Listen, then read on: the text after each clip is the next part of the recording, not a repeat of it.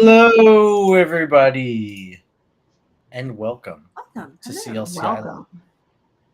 Hello. We only have a month Island. left in 2025. Yeah, Make it good. we're gonna just power through this month. We only have one. It's one more live left. Yeah. Wow. There's one more left. Be sure to like, subscribe, share, comment on the video, interact with us, talk crap about your families today. Oh my gosh. In the comments, because that's what we're talking about. Last week it was rage bait and rage baiting each other and coaching beyond the rage bait. Now we are talking about the roles we inherit, how families shape who we become. Yes. And I just got off the phone with my mother. Did we talk about Perfect we timing. told everybody to comment, share, and like? Yes, this Okay, is good. always the first thing that I do. I didn't hear you. The first thing that I always do. And then I called my mom like You did. 5 minutes before. I was like, what am I? What's my role in the family? Oh, what'd she say? She says that like I'm the responsible one, was a good kid, favorite calculator, He's the hero. the hero of the If he family. had to be. Wait, how many kids To in be the fair, family? his family is very functioning. And you're the older or younger? They're dysfunctional families, and Younger. his family is like the least dysfunctional family I've been around ever. So Interesting. they're a very functional group of Not humans. me. I went to the school of hard knocks. So it's so refreshing and nice to be around because I didn't know this was a real thing until I was in it, and then I was like, oh, okay, this is what This it's is what like. normal people are like. They're not that normal. But yeah, I don't have anything bad to say they're about my pretty family. functional. So my Very- role is a healthy one. The best one, you could say. What does Lisa have? Is that like a gun? What do you? What on earth? What did we just see? I'm moving the light because I look dark. Oh, Oh. okay. We did Lisa not has know a what that gun. was. Yeah, I was like, what is that? I'm trying to put it out of screen at the same time and move it around so at least you can see me. I've got 3 lights here, right? And I always look so dark. Oh my gosh. I'm not yawning. You're yawning. Well, we look light because we are facing a window and we also have a light, so that does help with that. Your window is behind you. That's- Yeah. And it's dead. What is your guys' family roles, and how did it Well, wait, does it did affect we you? even talk about what the family roles are? Yeah. Yeah, we just said one, the hero. Well, No, but We- like what? Like maybe we should give this like a little bit of explanation and not just like fly through like curse of knowledge all the way in. So like a family role is essentially what is a family? It's a system. That's what the unit of therapists say. people. Yeah.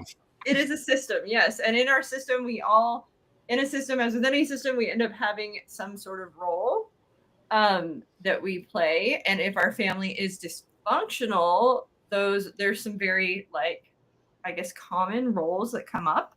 Or patterns. Or Another patterns. And I think even in a functional family, like to some degree, we kind of have moments in these roles.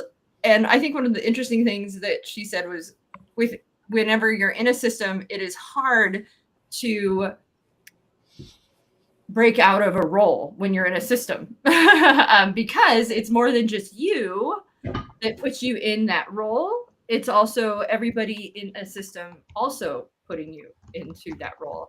And that's why when you go home for the holidays or, go and see your family, sometimes when you walk into that house, you end up falling back into these roles, even though you may have done a lot of work to change how people see you or what that role is outside of your family system. So again, you can also be these roles in other systems as well, I would think too, or different roles for that matter.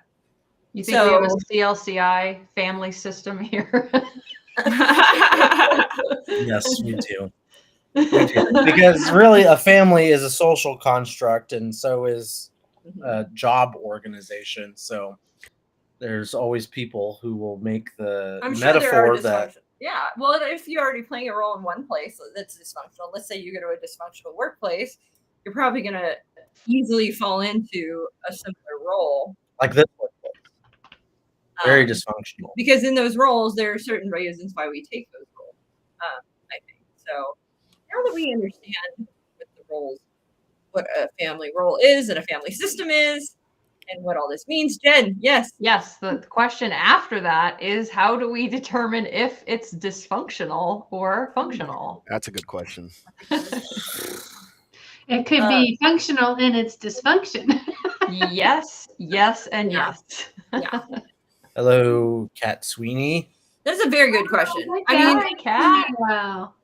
I think maybe by the way that you feel at the end of it. I don't know. The reason I think is like when you start to get better and healthier, you go, oh, there's a lot of unhealthy things that I was doing, or I'm only limiting myself to a narrow view of myself. Because I think the thing about being in a role is, what does it do? It puts you in a box, right? And so then when you're in that box, there's a lot of other things that you are not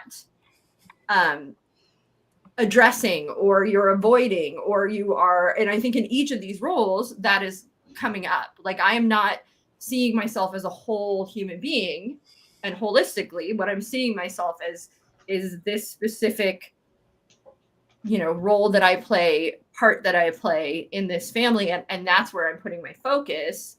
And then what is that doing is shutting off other elements of yourself, and you're doing it for reasons which isn't always the healthiest thing. And that is why you might realize that there is some dysfunction. Now, there is outright dysfunction, like we can talk about, that happens in family systems. If you have, let's say a parent who is suffering from like alcoholism, or, some kind of thing, or mental health issue, a lot of times then it's more obvious that we're in some kind of dysfunction. Do you want to hear the AI overview of dysfunction?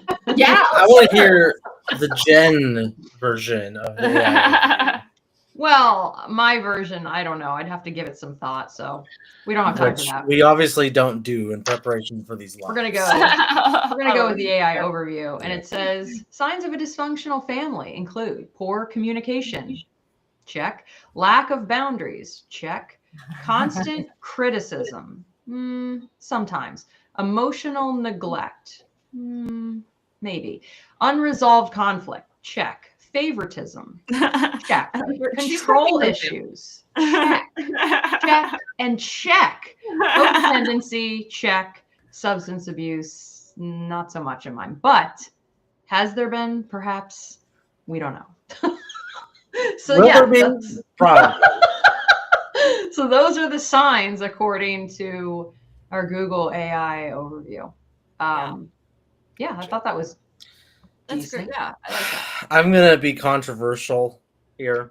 Oh, shocker. I know Where would that come from? I don't think it's not that expect controversial. Like, I think it's a very apparent statement, and I think the idea of dysfunctional family versus functional family is a relatively new, like a very new concept we're introducing We're looking at the timeline of humanity. in the timeline of humanity. Like, Hmm. I don't know if we're actually properly analyzing, like, what is the function of a family? Because if once we establish that, then we could determine whether a family is dysfunctional or not.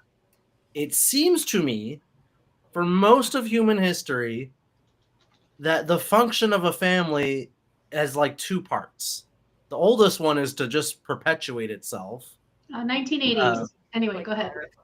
Well, I wouldn't say like a virus is maybe attaching too much of a pessimistic swing on things, but the purpose of a family really is to, one, perpetuate itself, and two, and maybe more modern times, to have some sort of structure of like of hereditary, of like goods or wealth or I think you can simplify. I don't even know that the function of a family is to perpetuate itself as much as it maybe, I would say, protect itself. Like a lot of times, a family that could exists to protect the people within it, and assist those people ideally in some kind of success, especially if you're raising children, and then outside of that too, I think it's also like a community and a support system. Like that's ultimately, I think where it starts, right? Mhm. Is like it's this community and support system that you just sort of have built in. Like I am in this world now. These humans help take care of me until I get older, and then hopefully I contribute to that dynamic in some way, right? I think ultimately, Yeah. if we're talking about our, nut and bolts original. Yeah, and like maybe the most even nut and bolts is just like I want a return on my investment. Like if I like parents. if I am a parent and I'm having a kid, I would like to. I'm taking care of them now, so that eventually, when I am older, they will take care of me. Oof. And that cycle Doesn't always is- happen. Yeah, it doesn't always happen, but at least from the most basic, my most rudimentary understanding of like evolutionary like theory and how we got to this point as human beings, and why some animals want to have a family union, other animals don't care about that. That's the reason why human beings have a functioning family unit and try to perpetuate that. The most basic of levels. So if we say basic of levels, functioning family is a support system, right? In a Yeah. community. Yeah. So Okay. if that is dysfunctioning, it stops feeling like a support system in a community and starts feeling like something else, right? I think that is a great way to, like, if we're going to break it down very simply, it stops feeling like a supportive Safe community environment. Yeah. and starts feeling a lot other things, whether that be unsafe, whether that be, I think unsafe is a very good word, because unsafe can present itself in a lot of ways, right? It can, Yeah. I go in and I don't know what I'm walking into, and that could be criticism. It could be substance abuse. It could be any number of things that come up in our judgment. It can be a lot of things. And so that is where we start to fall into what we are talking about today, which is the roles that typically come up in families that are having some dysfunction. I do, though, still say that I feel like we sort of may fall into these roles just naturally. Maybe it's something that happens in a different system, and then this stuff comes out. Let me throw a couple of concepts or people out there. Melody Beattie, I think is how you say her name, Beattie, did Codependency No More. It's an older Codependency No More is a great book, though. Yeah, I think it came out in the 90s, I would say. I also looked up to see when that dysfunctional family coin term became more popular. That was in the 80s, and John Bradshaw, whom I attended many of his workshops, kind of coined that term and became more popular with his usage. So there's a lot of these terms that we'll use. Be sure to really dive into them and look them up and see, what is something to be aware of. So as we move in out of yes, and Codependency No More. That was the book my dad gave to me when we were in a prime time of dysfunction. And I read it, and it's a very good book. So let's talk about the roles, right? So a quick overview, and then we can all share where we think we fall in, and then we'll talk about how this presents itself in coaching. So we will start off with the mascot is one of the roles, and that tends to be our family clown, our jokester, the person that is always just sort of trying to lighten the mood, avoid conflict, avoid the fighting, and insert joke, make it funny instead. Do we want to do the overview and then go back and sort of talk about? Let's do the general overview, and then we can talk about ourselves. Well, no, I just mean, so like what that person is presenting, right, is they tend to be more immature. They tend to be the jokester, the prankster, things like that. But what they're really doing is avoiding fear. They're avoiding conflict. That is their sort of coping mechanism for when something is happening, they don't like what is happening. People pleasers. They're going to make it a joke, and often, honestly, a lot of times at their own expense. And we can talk about later how in coaching that might not always be a healthy role to Yeah, play. I guess so, because you're going to end up seeing all these sort of roles manifest. Because if we're going with the hypothesis of this entire life, we inherit these roles. They're going to display themselves not just in the family life, but in your personal life and in the coaching relationship. As well, yeah. Another one that comes up is Wait, do we think though, because like when I hear that, I definitely identify with elements of it, but not like as a whole. Like I would never say that that's who I am in my family. In fact, there's like 3 of us in my family who kind of interchange that role based on what's going on. So I think that's fair. Like I think that yeah, I think that you might have a more dominant one that you do, but we might utilize these tools at different times for sure. Absolutely. Next one is family hero. So this was me. I was a mascot and a hero for sure. So the good kid, the high achiever, the rule follower, always seeking approval, Golden child. Yeah, the golden child. And the flip side of that is that person feels like they have to achieve in order to essentially keep the fabric of the family together. And that's a lot of stress and pressure. And also that golden child can often feel like very inadequate and undeserving of the praise that they get for being the golden child all the time. Next up, we have our lost child. Definitely also have one of these in my family. There's always equates to compensating for fear. I remember disconnecting from the ruse energy as a way to diffuse. I can see that. No, I don't think that jokes are exclusively for that. I think what you want to, all of these roles come up and they become unhealthy in certain ways. And also a lot of times it's happening in order to distract from the dysfunction that is happening, I guess you could say. But I don't think every jokester on the planet I think joking can be fun and healthy and a good time, right, and a great way to connect with people. We're sort of talking about in this dysfunctional family situation, these roles are often what we see come up, if that makes sense. Not the exclusive use of jokes. Next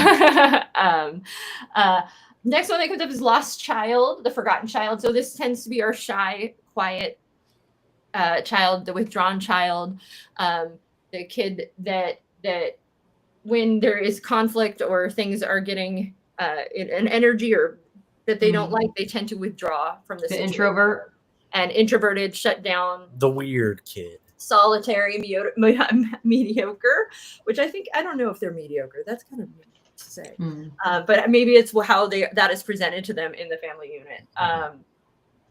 And I can imagine how, if you're withdrawn and then people aren't going to pay as much attention to that child, right? Or that person who's playing that role. So they are probably going to feel neglected in that. And like all of the other people are getting more attention.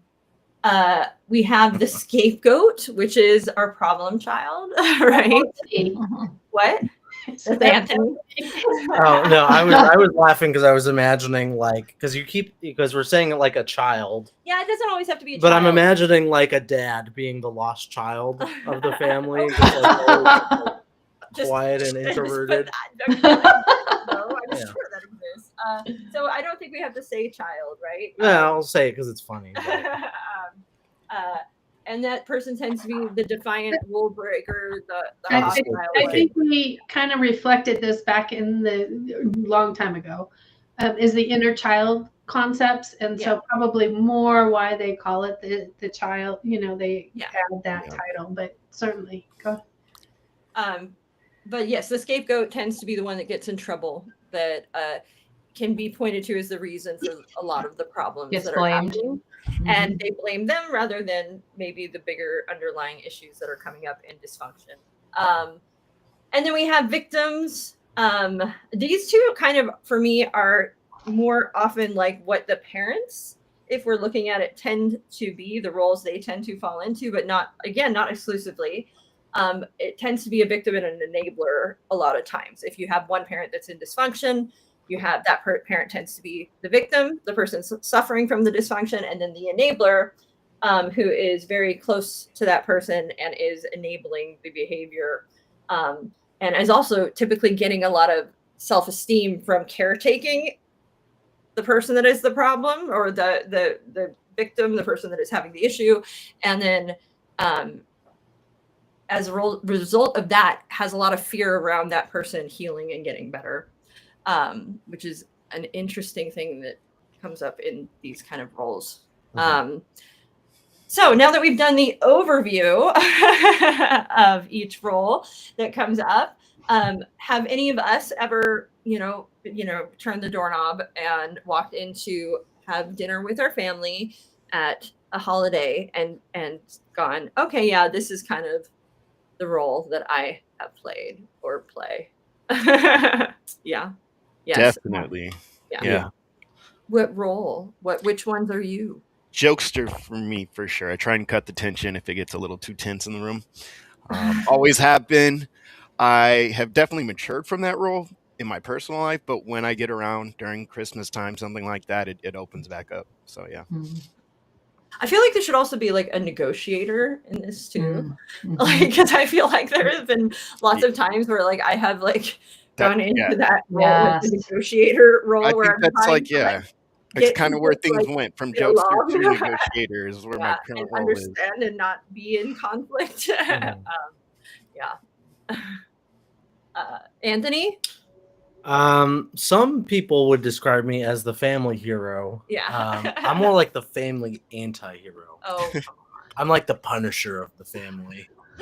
Oh my gosh. You're so ridiculous. No, I think I am, because I try to avoid responsibility. I feel responsible. I feel like I'm the only one sometimes who needs to like get his act together and like get things done, which makes me want to avoid responsibility a lot of the time as well. Like, I don't want to be responsible. I don't want to be involved, because I know as soon as I am, I might get too invested in it. I also, though, was telling his mom when he called and asked her what his role was, and he was talking about how he tends to be the responsible one, but it's begrudgingly. Mm-hmm. He like is begrudgingly responsible, but also he is his own like responsibility martyr, because he doesn't want to be responsible, but nobody else is going to do it the way he wants or as good as he can do it. So he's going to do it. Time and time experience shows that they don't. So not my family, just people in general. Also, my friend, who is like our brother in the family, him and my mom both came to the conclusion that I'm their favorite calculator. What do you mean by that? What does that mean? Yeah, just read into it. I don't know. I'm not going to explain. You guys draw. I have an idea. That's what it means. Well, let's hear your idea, Jerome. You're like the problem solver. You fix things when they need fixing, and you give solutions. Jen, what do you think calculator means? I think that you know how to add. I don't have no idea. I really have no idea. I think what it means is Kat came up with a good one. Kat said a mix of the jokester and the reluctant hero. True story. I think by calculator they meant that I'm cold and they feed information into me. And to be fair, the comparison was that his brother is like the puppy dog, like the golden retriever, and you just want to. So he's kind of like a mascot, but he's also a scapegoat. And then Anthony is like as warm as a calculator. But that's also very untrue, because I think even your family knows too that like when you scratch below the surface, there's more calculator. I'm like an onion, where I have layers, but it's the same thing, and you end up crying. There's a Shrek reference somewhere. Yeah, definitely a Shrek reference in there. So what about you guys? Yeah. So I realized my dynamic has shifted. So early life, I was the hero child. Then my brother comes along and we flip. and he becomes the hero child, and I become the scapegoat, and I go through all sorts of problems and stuff, and I'm always the problem, always getting blamed. And now it's actually reversed back again to where I'm the hero and now he's the problem. So that's really interesting, the way it's never been consistent. And then also definitely have traits of the mascot or the negotiator. I am They're always literally seeing you in a mascot outfit dancing around We have. yes. in front of your family. So I take the role of the mascot very seriously. So yeah, I try my best to entertain and keep things fun and happy, but also there's times when it's like, that's not okay what you just said. Can you acknowledge that?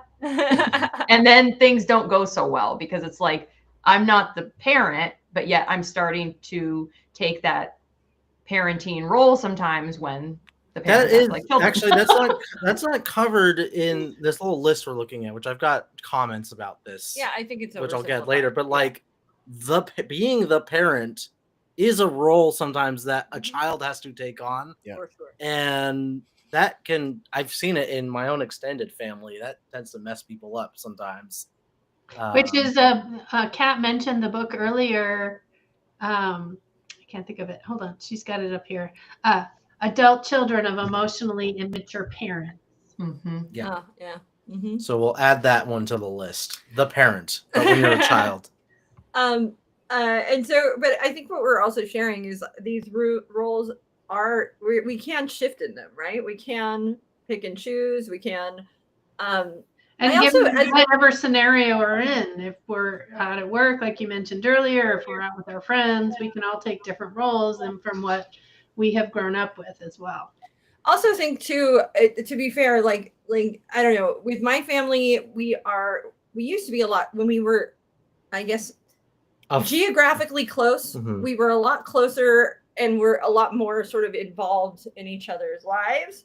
But now that we are geographically far, when we do see each other, there tends to be less conflict, I think, because we are just not, it's like we've got like 5 hours and we're just gonna get through this here, right? So like it tends to be less of the conflict than when we were like, I guess, more deeply ingrained in each other's business all the time.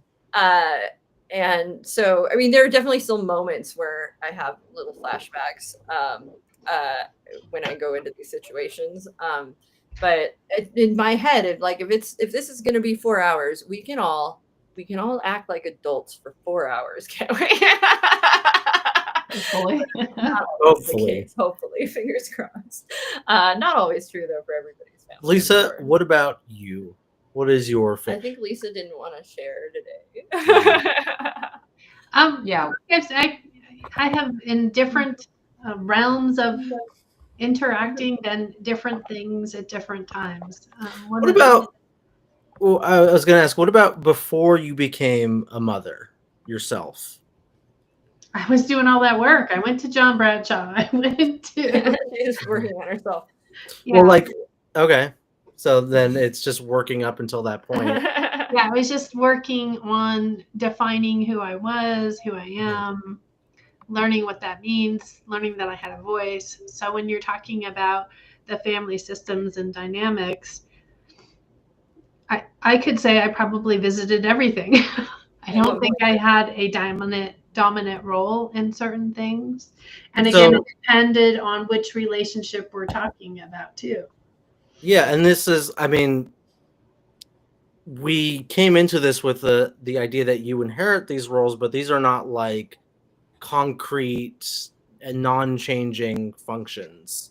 The roles change depending on your age in life, your perspective, how much you learn and grow, how much maybe you, I wouldn't say fall, but maybe you can fall into a dysfunctional role later in life. I think because of trauma. If I'm looking at my journey personally, I was family hero and mascot for a long time.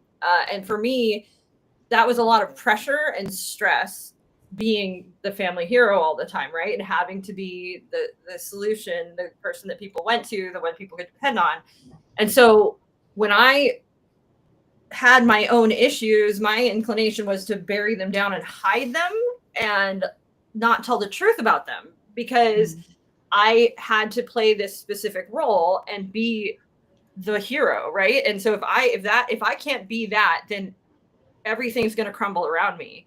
And it reached the point that I couldn't sustain that anymore, and so I myself a lot crumbled, right? And I always say, like, I self-destructed at that point because I couldn't be in that role anymore. And when I self-destructed, of course, everything flopped. I was no longer the hero. I was at that point became the scapegoat, the problem. But if I look at that trajectory, right, a great deal of that was from this dysfunction and me feeling like I could not share what was truly going on with me, right? And so had I guess had that, more knowledge and experience and self-exploration and had permission to grow in healthier ways before that, I don't know that I would have had to self-destruct, I guess, to finally get out of that role. And I'm not in that role anymore, and I won't put myself back in that role because I know how stressful and how much pressure that was for me. And so I'm not the solution anymore, and I don't want to be the solution. And I very vocally will not be the solution. When people propose that I am the solution, I am often and it's hard for me to do because I want to help. My first inclination is to be able to help, but I've had to teach myself that I'm not the person to help. I actually don't want that because I don't want to ever disrupt my life in such a way that I go back to having the problems I had before. So it's really for me about like preserving my own mental health and peace. And back in the day, the type of help I did versus the help I do now, it doesn't take away from someone. It's how you like coaching, right? How do we help raise up the other person, but them do the raising versus me. Yeah. Have to do it. Yeah. Yes. And so that's I mean, it's an interesting for me, like that was how I shifted out of that role, not in the healthiest way. If we're taking this into like a coaching space, right? Or even, I'm certain, we know for a fact these roles come up in our clients, along with others, right? I think that family hero, you kind of mentioned it. Family hero and victim too. Often people pleasery type folk, right? Those are in those two spaces, and we see that for sure with our clients. We see clients deflect with humor from emotion all the time, and we have been taught to ask into that. So, in this space, how circling to coaching and these roles, what do we do with that as a coach?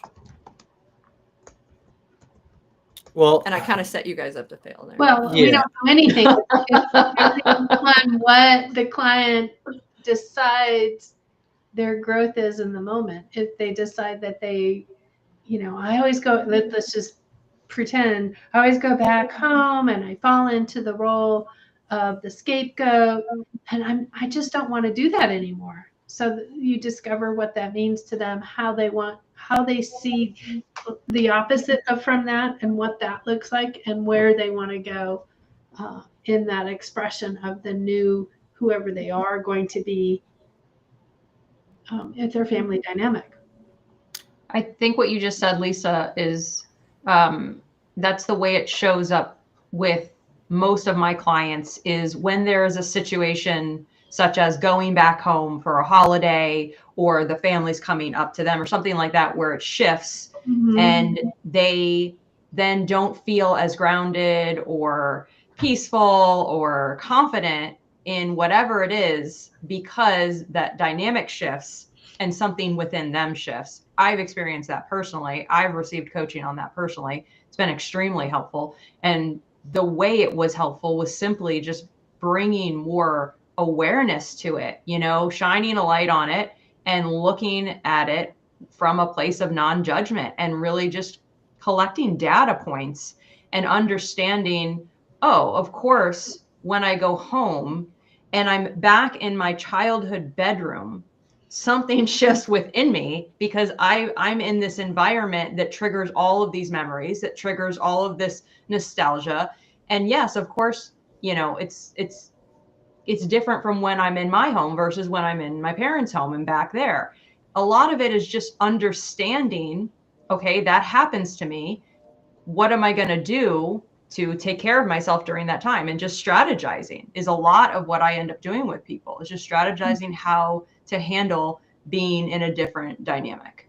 Really recognizing the pattern, what the dynamic is that starts that pattern, and identifying what you want to do differently. Yeah. So I think that this is fantastic. And it's like, this is like, if we're talking about a direct coaching situation where somebody comes in and they have enough awareness to say, yes, this is what I want to work on. But I think that these things can come up more subtly in coaching. And so like an example of that might be somebody that tells a joke or laughs whenever it's getting emotional. Mm-hmm. Right. And I've had clients like that. I've been that person. I've definitely been that person. And so you're in a session and you have a client that whenever they are starting to feel something, or maybe we think they are as a coach, but instead of sharing that feeling or going into that space, they insert humor. Mm-hmm. In some way. Maybe it's self-deprecation, maybe it can come up in a lot of different ways. Mm-hmm. So what do we do with that? I mean, can you think of an example off the top of your head, like of what that might look like? Just I'm already talking, so it's harder for me to do that. Yeah. I mean, like in a coaching session, like it could get to the point where someone, like, you know, you the coach, you have that moment of silence you're giving them, they're processing, and they don't let the silence hold themselves either. They immediately cut to a joke or cut to some sort of funny observation, like, oh, wouldn't that be funny if I cried right now? Like they're filling up that gap that you were allowing as a coach with talking, which is fine. It's a pattern, and yeah. it's something that we usually ask into to see what's going on with them in that moment. And you could say that, like, hey, I observed as a coach throughout our coaching relationship, whenever I give you time to, like, whenever I hold silence for a little while, you always come in with a joke, or you always cut the tension with something funny. What is that doing for you in this moment? I would phrase it as it seems like. Yeah. Seems like. Not always. I know that was like always. It seems always like in this hypothetical you've got a situation joke ready. So yeah, and also in outside of that too, it can be simpler. I think it can be a gross exaggeration. So like if somebody, if you ask your client, let's say they did something they didn't like, and then you ask, well, how did you how did that make you feel? And they might say something off the cuff, like an idiot, like a dumbass, like but they're not going to actually feel that feeling, right? They're going to say it in a way that is off the cuff. And I wouldn't just let that slide. If I was a coach, I would be like, well, I might mirror it back to them. You felt like an idiot. Are you an idiot? Like, but truthfully, you ask that, and I think they're going to sit down and think on it for a second and get out of that I'm keeping this light. I'm self-deprecating to preserve having to feel, and actually start to tap into the feeling, right? Maybe. Maybe. Yeah, maybe. There are times that, where I was out and about, coaching happens wherever coaching happens. And I was out and about, and I, got a key question, and it just woof, and the joke came out, and I, asked that question, what's going on there? I don't want to get emotional. I'm not in a place right now to, so there's times that it's not appropriate for the individual to a tap into it. There's other times I use the fly on the wall kind. What is the fly on the wall noticing about you in this moment? And so that client would come out and say, well, I'm just, distracting with laughter or whatever the client would say. I have a nervous giggle. Yeah. Giggling disarms people. And so that's why that exists, right? It makes everybody feel a little more comfortable if I'm laughing. But I can't nervous giggle in a coaching session. And if I nervous giggle in my coaching session, I will expect my client or my coach to ask me about it for sure. So I think it's also interesting that Kat Sweeney, thank you for being vulnerable and sharing this right now, because I too have done this. And I think almost every coach with a sense of humor, that possesses a sense of humor. Can you put that back up for us, Jerome? Has done something like this in a session. I do this in therapy and coaching. I make a joke when it gets to a certain point. And I can say that both as a client and as a coach, this can happen, right? And I'm not saying, I mean, I will tell you that ICF will tell you that making a joke to cut some tension is not something we should do. But I'm certain that almost every coach I have known at some point or another probably has.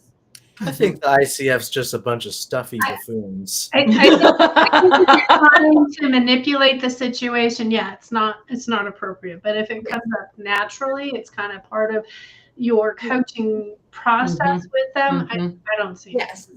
So there, I mean, we can, and so I think that it can come up, and I think that all of us as coaches maybe have one time or another given a supportive joke, kind of, and I again, it's not always bad, right? And then as a client, I know I've used that as a tool to be like, it's easier for me to make a joke out of this right now. As a client, I will say that is just generally, I think you guys know this, like that's just generally how I am. You can see it on the live. Like I smile and laugh a lot. Like I just did it. That's just who I am. That's part of the way I express myself and communicate. So if you're coaching me and you're asking into every moment of that, that might be a little much. That might be a little exhausting. Yeah. You might have to allow me. You're laughing right now, Jen. What does that all mean? Right. I mean, no, sometimes it is properly placed and very effective. It's a matter of, there's body language. The coach has I have a blind spot. And when the coach sees that and catches that moment, that's when it's valuable. Yeah. Otherwise, it can feel sometimes like annoying probing. And I say this as, someone who is cautious, who, I don't ask into every moment with my clients because that's not going to feel good. Yeah. So and then at some point, it's just asking, like, why are you the way that you are? Right. That being said, though, like there will be that moment, right, where we can be like, hey, that one might be hiding something else, or might not. It might feel out of place, as it were. Moving into that, so we kind of talked about like this mascot role has really come up. How might somebody that is a family hero subtly come up in a session?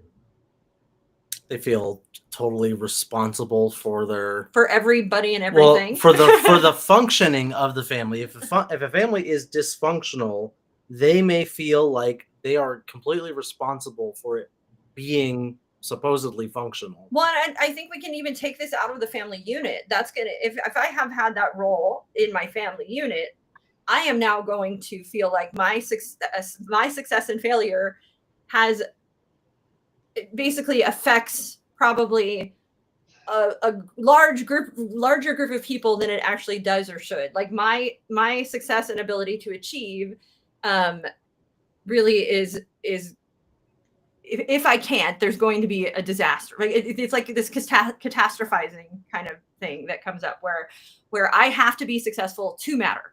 I have to achieve to matter. And so if you have a client that is feeling like like that all the time, or is really struggling with failure and is really hard at themselves when they don't succeed, I think that is where this person is going to come up. Is they're going to really struggle with the ability to not succeed, like to not succeed well, right, and gracefully, or and be okay with it. As an overachiever, that is something that is very hard to do. Like, as somebody who is an overachiever, you want to be good at everything, and you feel like you have to be good at everything. And so when you aren't good at something, you either avoid it and split, or you pour all of your time and energy into getting good at it. And it can be a very polarizing space to be in. Or you're just not satisfied when you do achieve it. Oh yeah. You just like, probably on the surface, coaching one of these family heroes is like probably a relatively easy experience. Like, you have a goal, and by the end you achieve the goal, but the person who's in coaching might not feel satisfied, or they might be self-sabotaging themselves in some ways, or like the goals that maybe they work on are is like finding a way to chill out. Like, we've worked with like the old marketing business. I can think of a coach whose clients were specifically these high achieving people who needed to just learn how to turn it off, and learn how to relax and be around their family, and learn how to stop working.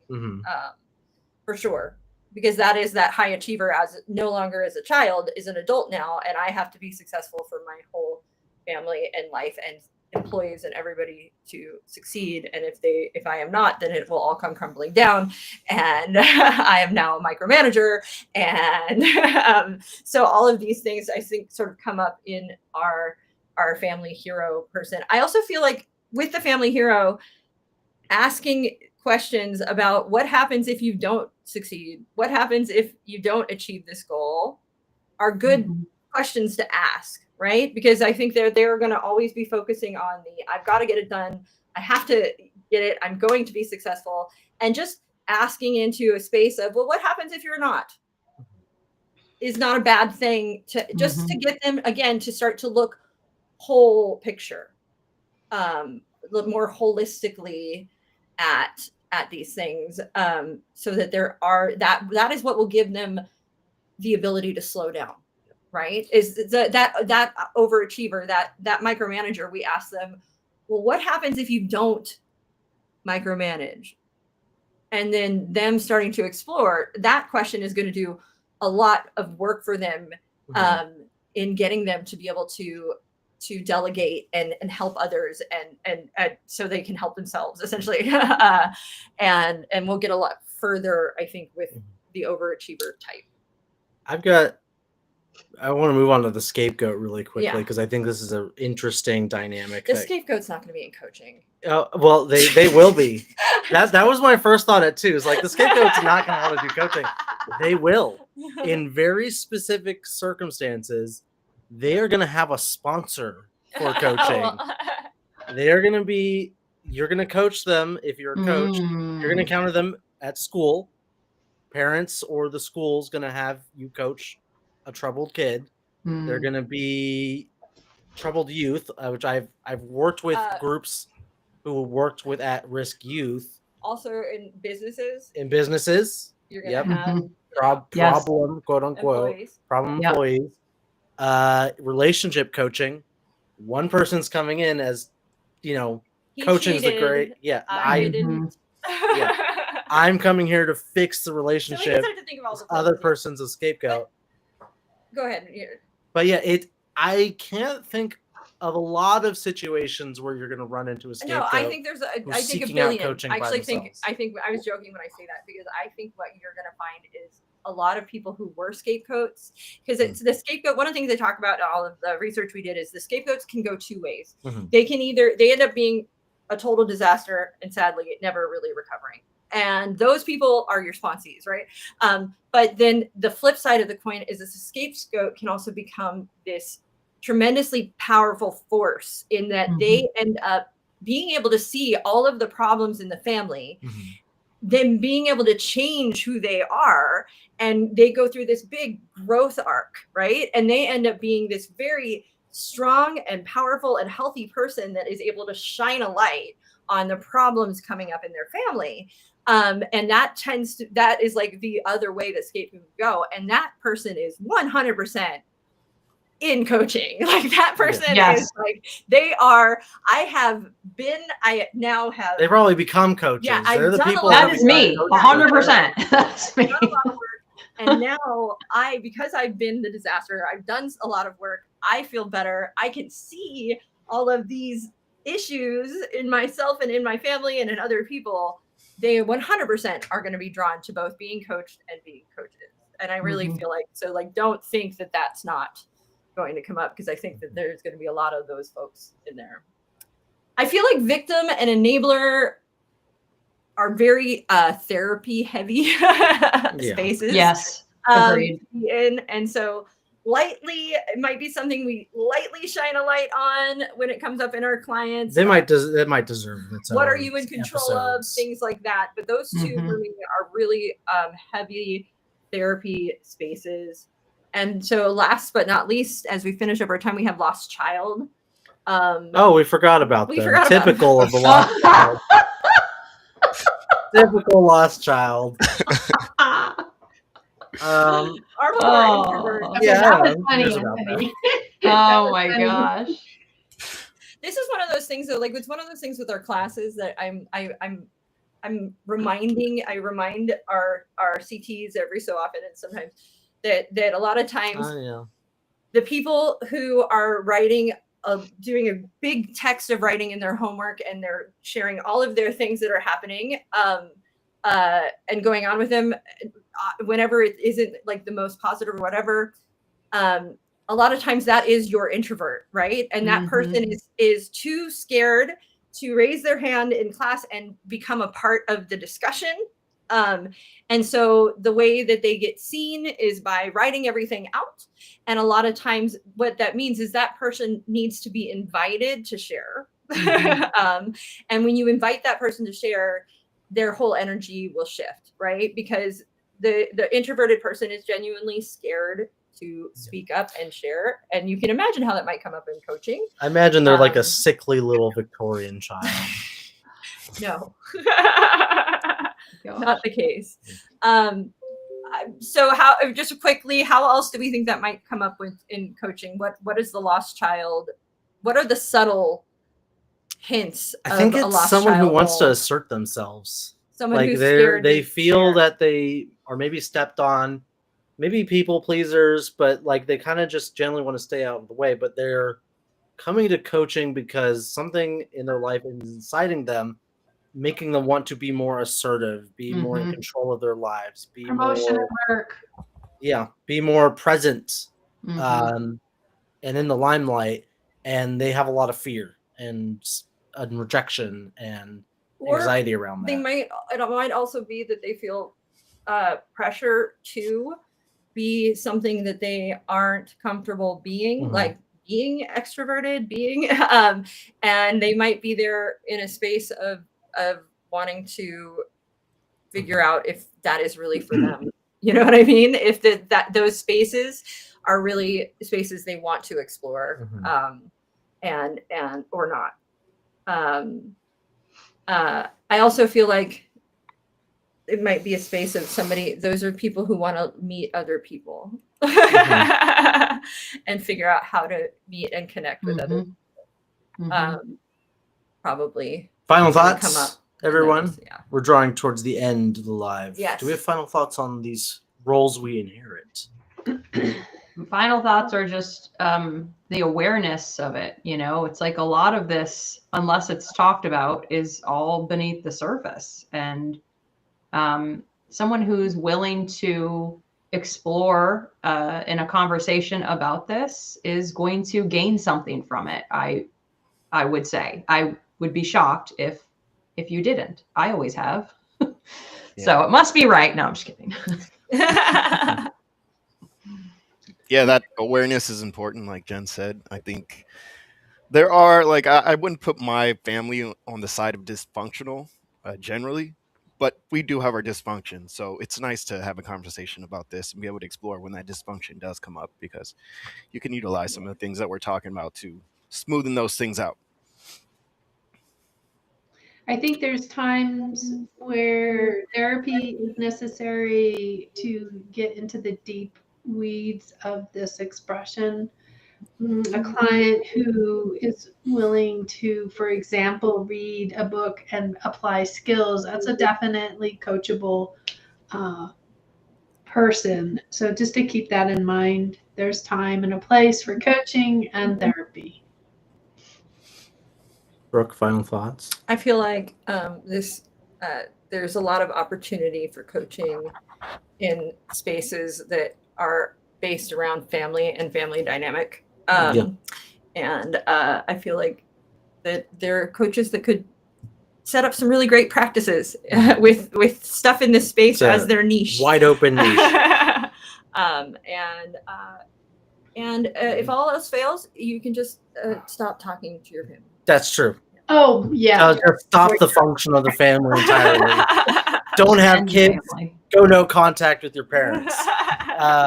We always have fun with our family and family get-togethers. There's never really that dysfunctional part. We just always had a good time together. La-dee-da, Lisa.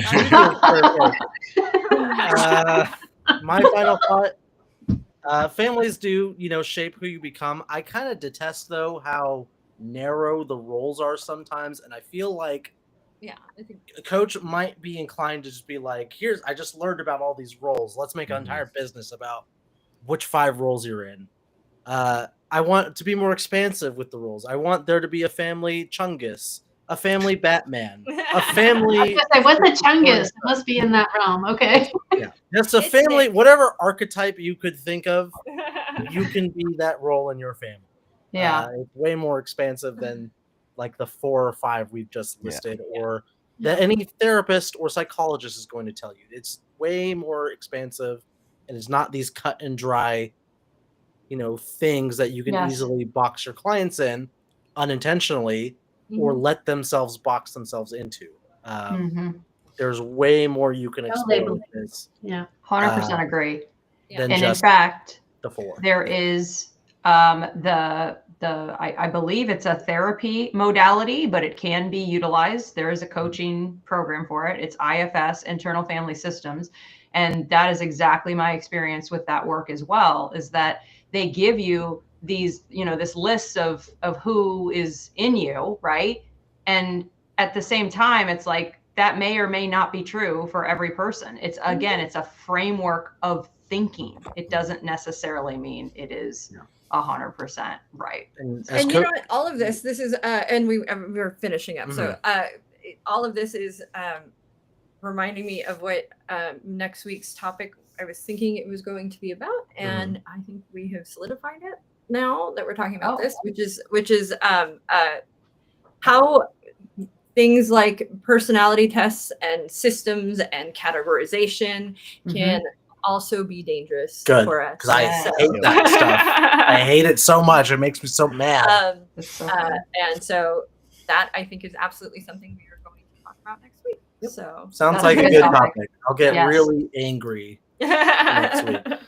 Okay, well, if you want to be the hero of your family and your life, take our coaching 101 and 102 class. You won't be a lost victim or a child, and you'll turn into a good mascot of coaching. I don't know. I'm trying to use all the terms. But you'll also be able to help people who maybe are having difficult family dynamics as a coach through our 101 and 102 class. And be sure to like, subscribe, share, and comment. Catch us next week. And that's it. And goodbye. Bye, Kat. Kat, if you're still out there, thank you for joining us. Good to see you. And Jason as well. Also, and Jason. Okay. Thank you, guys.